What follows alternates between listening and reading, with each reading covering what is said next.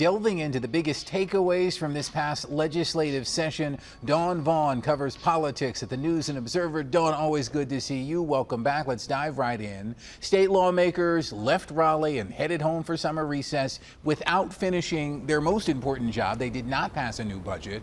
Talk about the impact that has on residents. Right, so the fiscal year started July 1st, and there are tens of thousands of state employees and teachers whose base pay is set by the General Assembly who aren't getting any raises yet. So if they get one eventually, if there's a deal later in the year, they'll be retroactive. But for now, no raises, all the spending levels are the same. So any new projects are on hold. Really just everything is on hold that comes to money.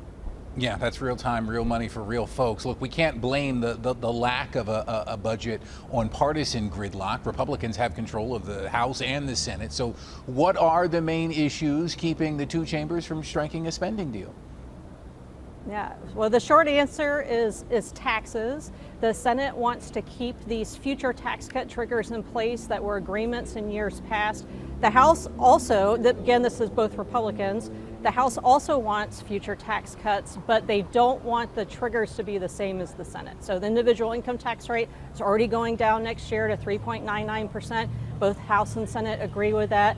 But the Senate wants these further triggers. The House also wants to bring back the back-to-school sales tax holiday, and the Senate does not. And one thing to note is that House Republicans had a majority of Democrats vote with them on their budget proposal, which is really rare. And one of the reasons was the planned tax cuts, that sales tax holiday, and then also we just talked about raises. The House proposal for raises for state employees is higher than not just Senate Republicans, but also higher than what Governor Stein had proposed. Okay, so this is an intra-party debate on tax policy right now. Let's look ahead.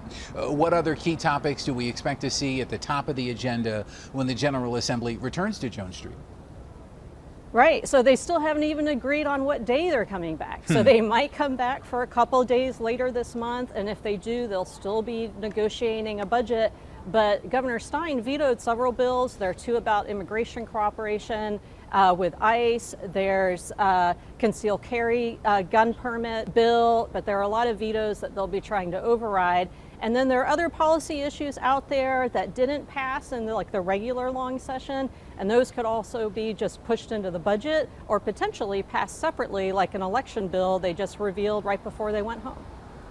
Whenever lawmakers decide to come back to Raleigh, Dawn Vaughn will be there to cover it. Dawn, good to see you. Thanks for joining us. You can read more of Dawn's always stellar reporting on the NNO website or in Sunday's paper.